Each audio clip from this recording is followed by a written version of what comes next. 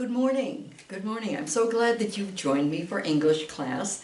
My name is Marge Peterson. I'm with the Clay County Adult Literacy Council, and we have English classes for English as a second language or literacy if you speak English as your first language but need help with reading or writing or pronunciation and that sort of thing. So I'm glad that you have joined me today.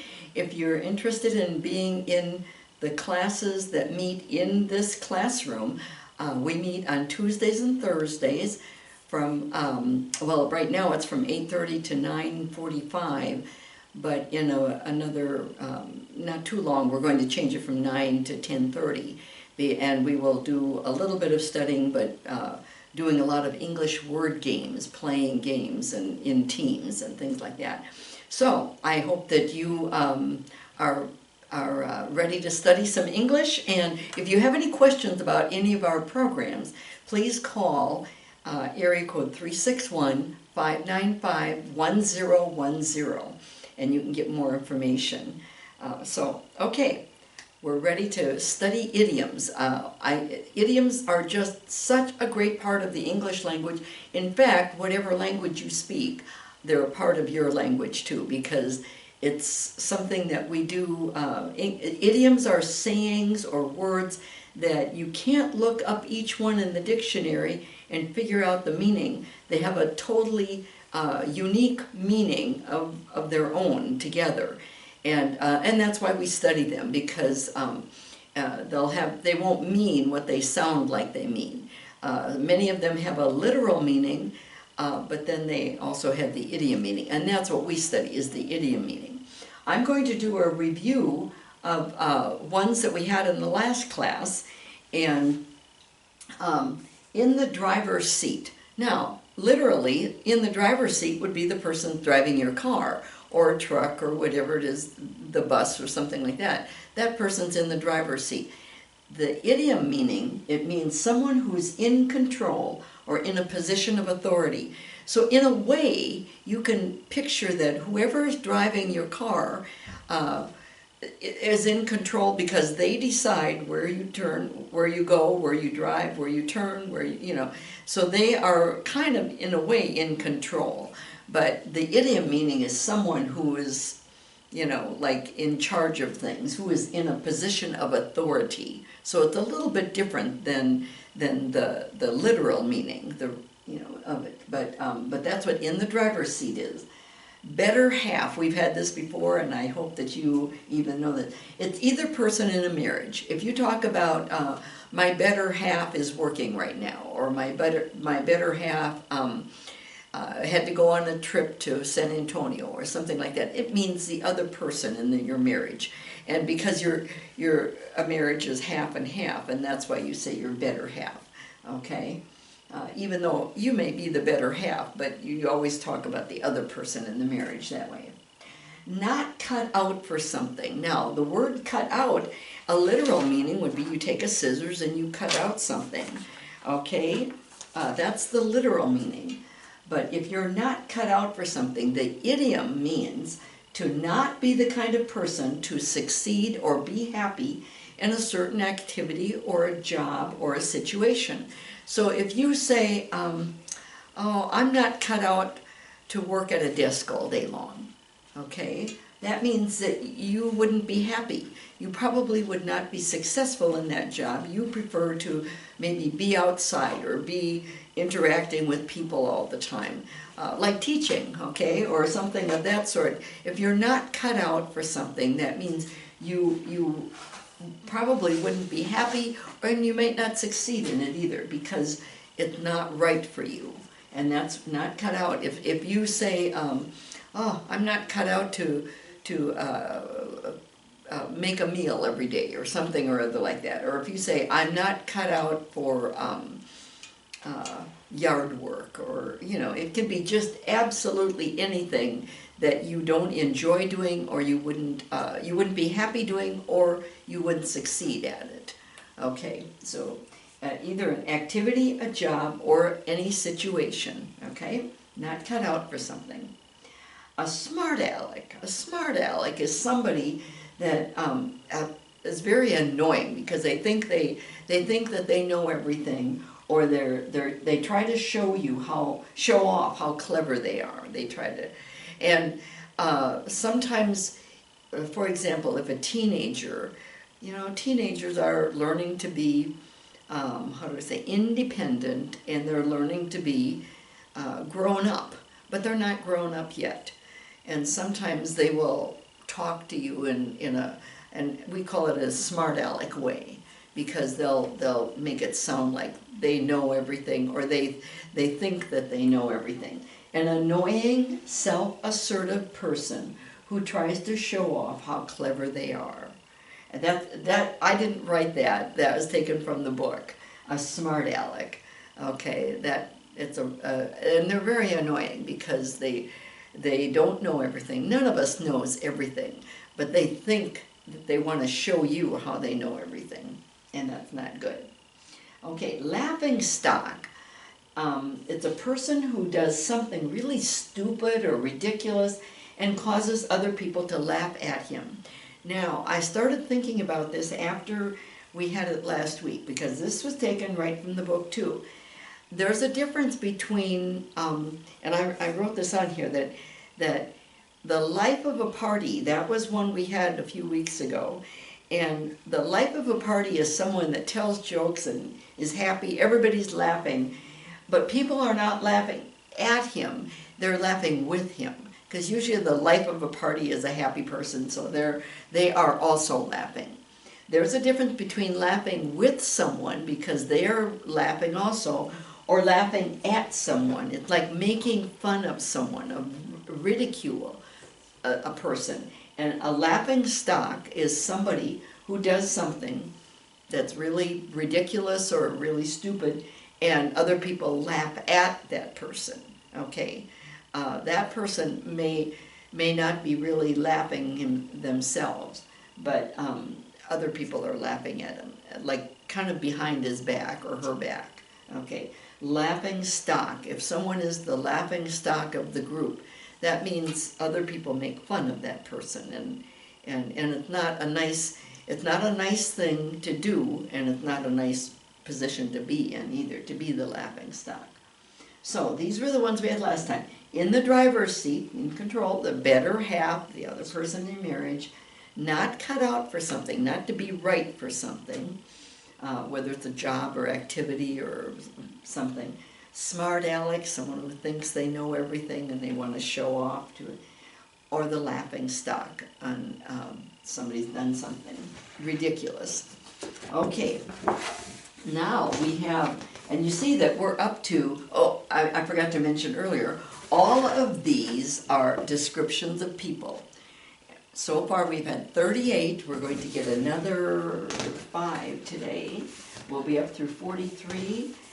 And I think we're going to be doing 7 more next time, and then that takes us to 50. And we're stopping at 50, even though there probably are more than 50.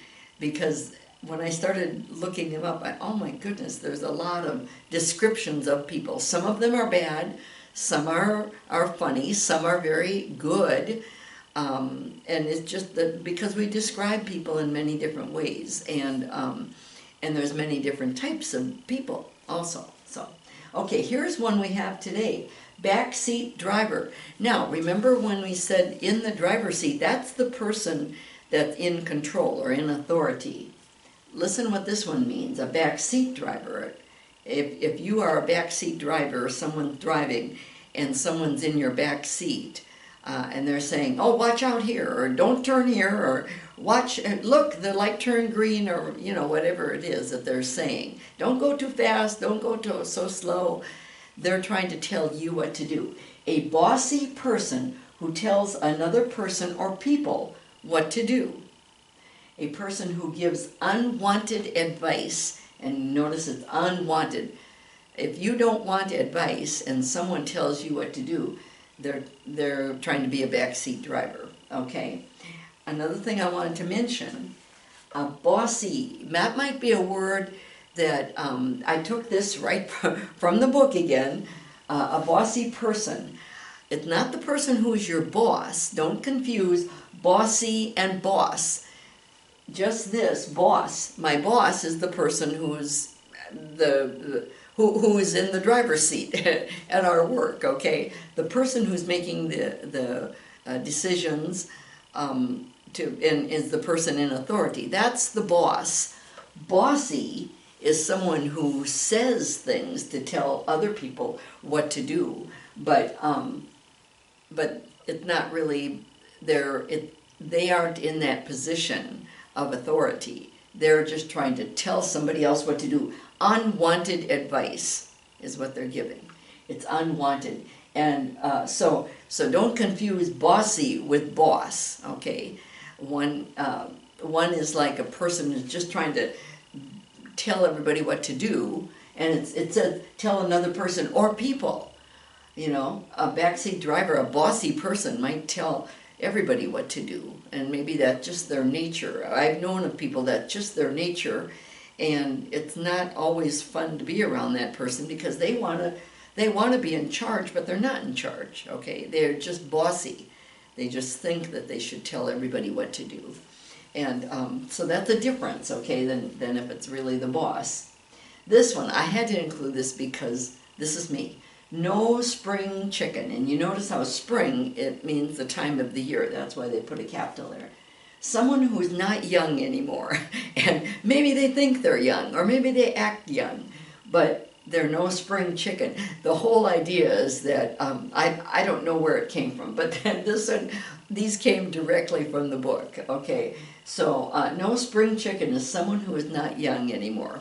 And the idea is that maybe they act young or maybe they seem young, but they really aren't. Their age, their chronological age is different than what they act like. So if someone is no spring chicken, that's a way that we say someone's older, okay? An alter ego. Now this was a Latin term that came from, let's see, and the Latin means other self, okay? An alter ego, it means other self. It refers to a very close and trusted friend who is very much like you. So that I heard once talking about some famous people in history. This lady was talking about Sherlock Holmes. Okay, his alter ego was Watson because he was very much like Sherlock Holmes, but they were very good friends. But they were different. But that's like his other self, a very close and trusted friend who is very much like you. It can be your alter ego. So that's from history. This one is. This is also from history. It's from biblical history. Doubting Thomas. If someone calls you a doubting Thomas, and it comes from a time of the life of Jesus, okay? Jesus, after Jesus died and rose again, why, he came back and he had marks in his hand because they had nailed his hands into the cross, into the boards on the cross, and he had, places on his body that showed that he was the person that had done that.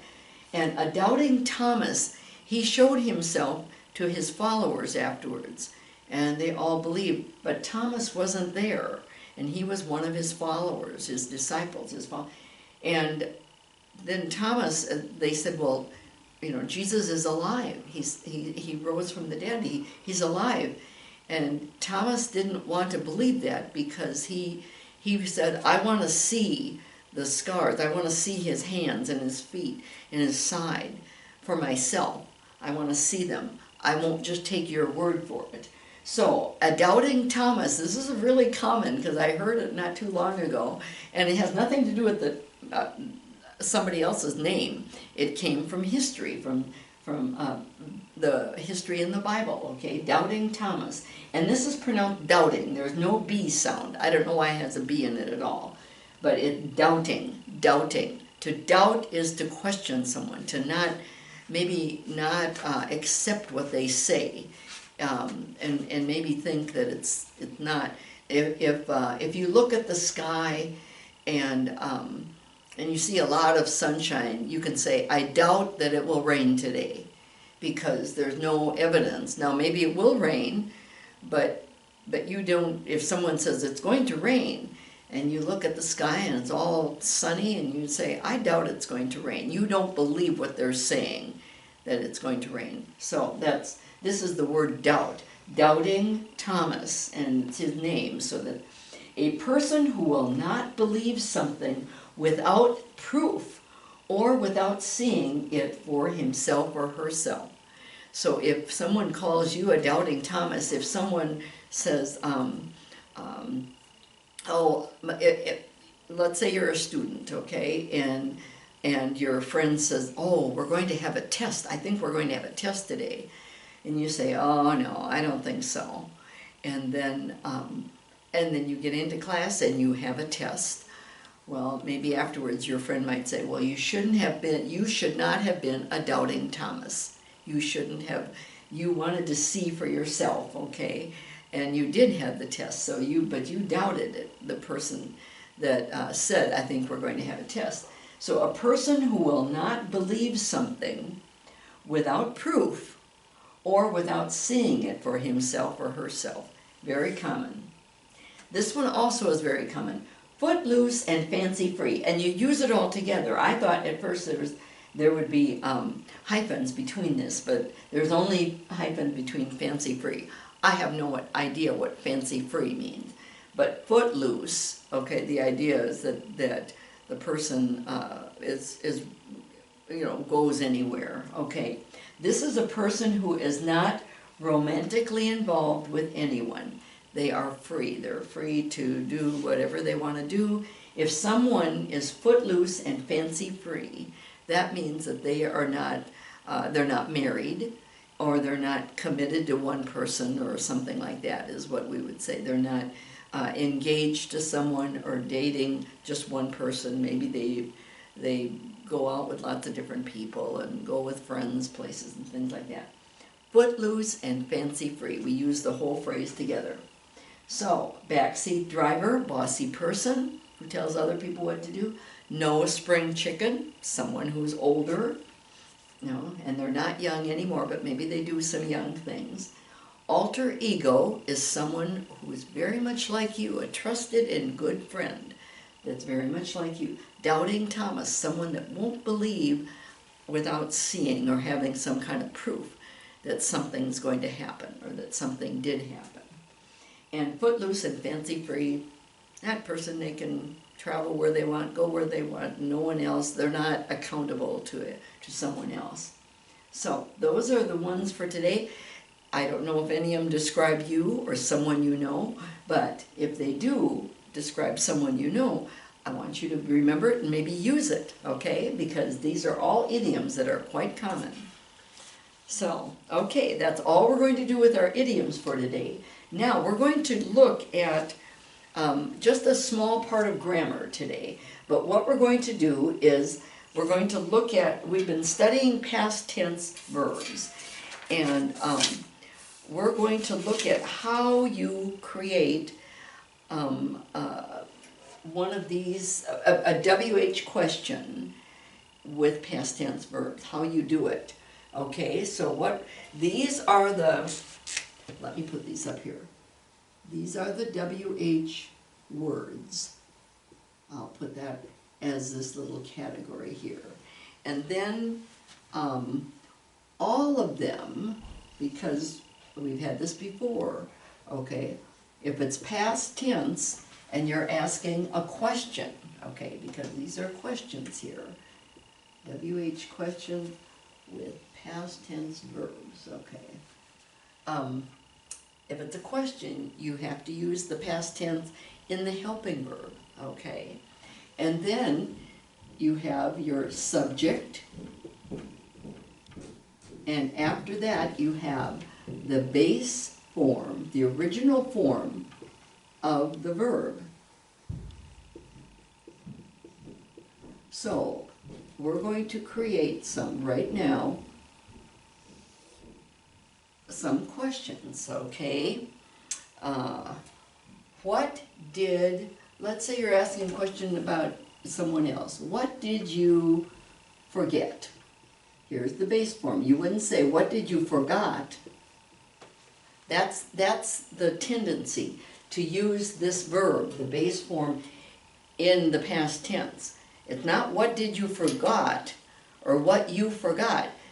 That's not a correct thing. But so what did you forget? What did you forget? That's forming the question in the right way. Where, again, it's for each one of them, we use the helping verb, did, and there's your past tense. Where did, let's say he, whoops, I'm going to put this up a little bit higher here. Where did he go? Not where did he went, or where he went, no, you use the helping verb. Where did he go? Where did he go? Say that to yourself. Not where he went. No, that's not a correct question. You've got the where, and you've got the subject, but we don't use the base form. I mean, we don't use the past tense form. We use the past tense helping verb. Where did he go? We use the base form of the verb for the regular verb. Let's use a when. Oh, I forgot one here. I forgot to put one up here. Let me change this just a little bit because why, and then we'll do when. Okay, why did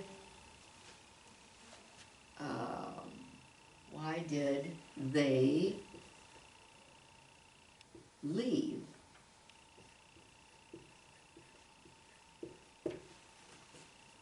Why did they leave? Why did they leave?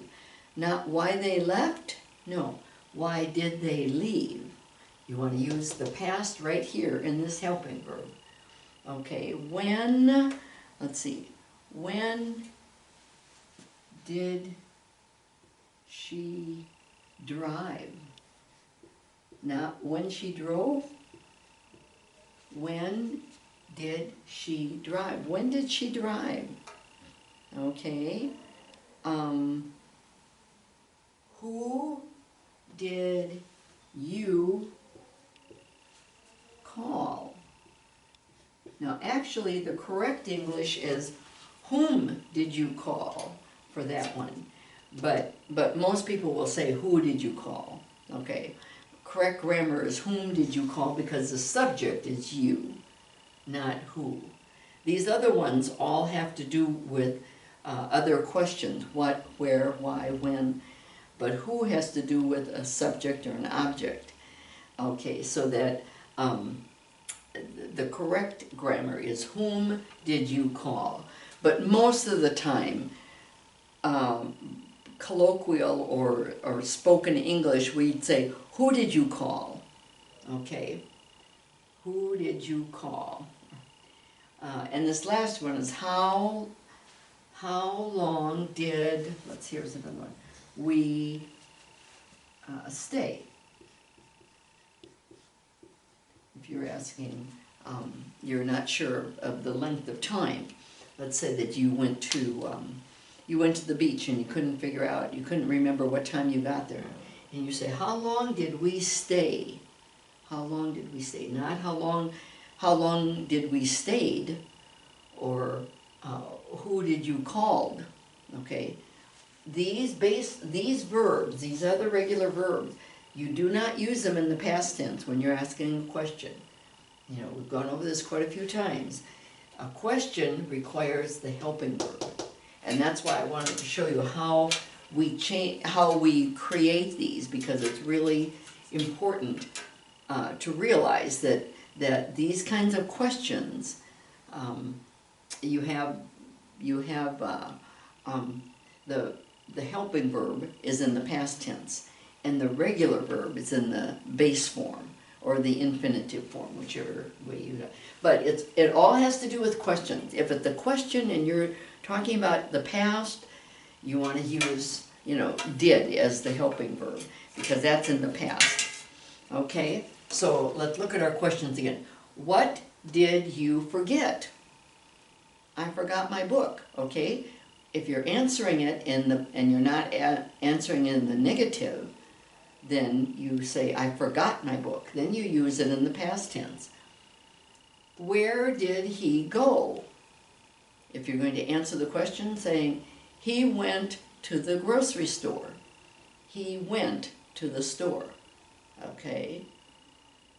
You wouldn't say he did go to the grocery store. No, he went, because then you use, it's positive and you use it in the past tense. Why did they leave? They left to go to the doctor. Okay, why did they leave? They left to go to the doctor. Then you use left as the past tense of leave. When did she drive? She drove to school this morning. Okay, she drove to school. Then you use the past tense when you answer the question in a positive mode. Okay, who did you call? And then you'd say, I called. You would answer if someone says to me, who did you call? Or if I say, who did you call? And you might answer, I called my mom. Okay, and then you would say it in the past tense. I called my mom. How long did we stay? We stayed for 2 hours. Okay, how long did you stay? Did we stay? Or how long did you stay? Okay, so I hope that you can remember this. It's really important to remember every time you have a question that you use the past tense and the helping verb and the regular verb is in the infinitive form, okay? And the answer would be in the past tense when you're answering, if you're saying a positive, if you're answering the question. Okay, well, we're at the end of today's lesson. I thank you for joining me. I hope that you are, I hope that you're doing okay, that you're feeling well and keeping healthy, and I will see you again for the next class, and I hope that you will use the idioms that I've been teaching you, and remember when you're using past tense to use them in the right form. Thank you. Bye. I'll see you again. Bye.